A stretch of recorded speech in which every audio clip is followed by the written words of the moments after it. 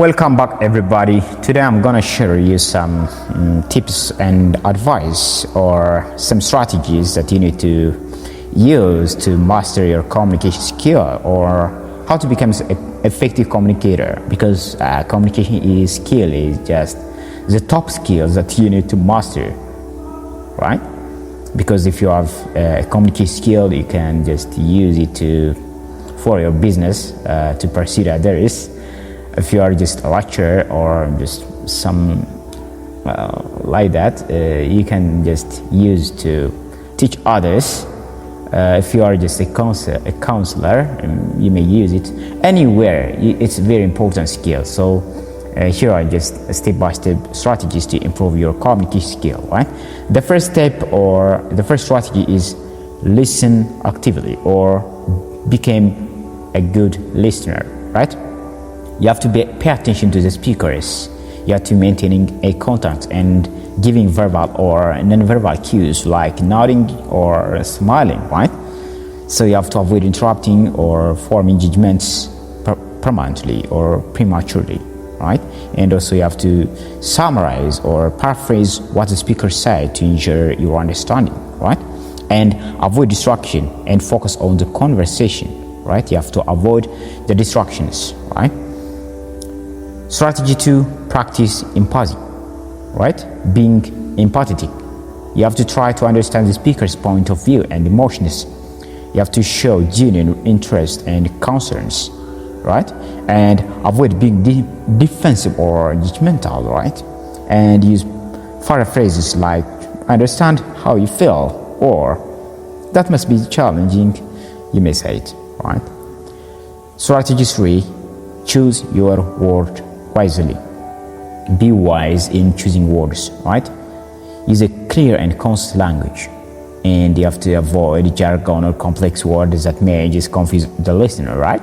So you have to be mindful of any cultural or language barriers, right? Because if the listener is just coming from other language or just from other culture, other times, some jargon words maybe use it. At the time, you have to be careful enough, right? And also you have to consider the context and tailor your message accordingly, right? Strategy 4, you have to maintain a confident and assertive tones, right?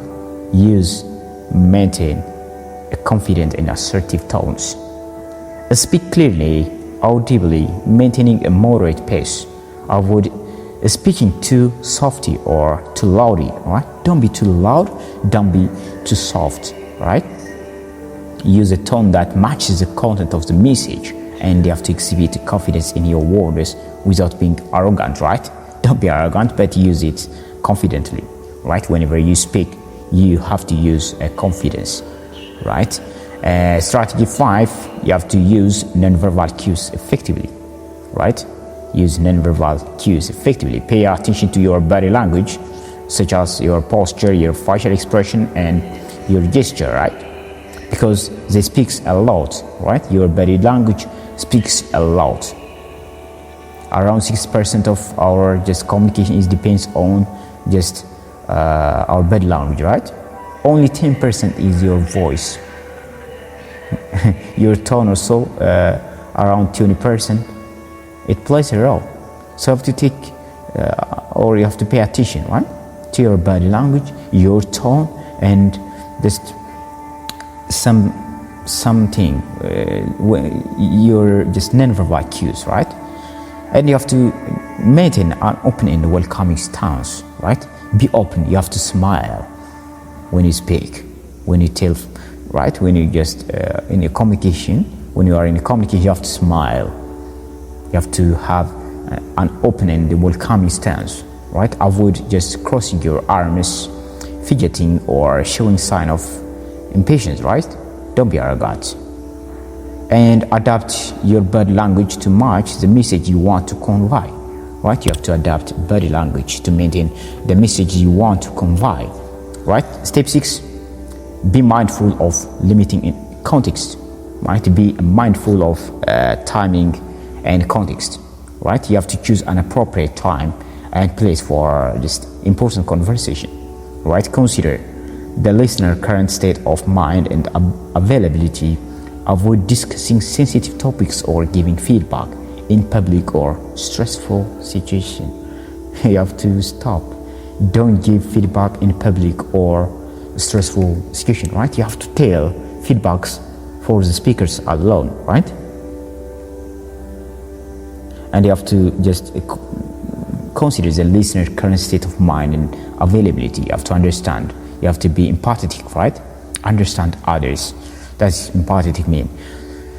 Step 7 or strategy 7, practice active and constructive feedback, right? You have to provide specific and actionable feedbacks. You have to focus on the behavior rather than the personal characteristics, right?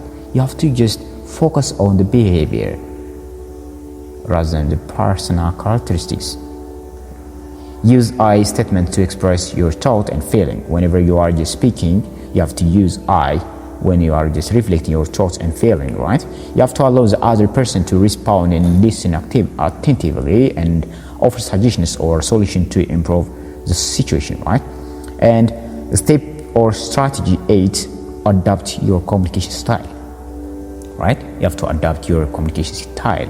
You have to just recognize individuals' difference in communication preference. You have to adapt your style to fit the need and preference of the listener, right? And also you have to be mindful of the cultural difference and adjust accordingly. That's strategy 9, seek clarification if you need it, right? If you are just unsure or don't understand something, ask for clarification. You have to avoid making assumptions or jumping to the conclusions, right? And also you have to paraphrase or summarize the information to ensure accuracy. Strategy 10, you have to practice active learning. What does it mean? Engage in continuous learning to improve your communication skill. That means you have to read book, you have to listen broadcast or attend workshop. Focus on communication, right? If you want to master communication, you have to just read a lot of books as much as you can. You have to listen a lot of podcasts as much as you can. You have to attend workshop as much as you can, right? And also you have to reflect on your interaction and identify areas for improvement, right? And you have to seek feedback from others and be open to constructive criticism, right? Because sometimes feedbacks are really constructive, right? And you have to just remember, effective communication is a continuous process that requires just practice, patience, and self-awareness, right? So you have to just use or develop yourself as much as you can in communication, because this skill is transformative. It's helping you a lot in your in your field. So and also you have to choose the best what fits in you or what's best for you, right? I think you liked the video. Just don't forget to like, share, subscribe my channel. I will see you next time.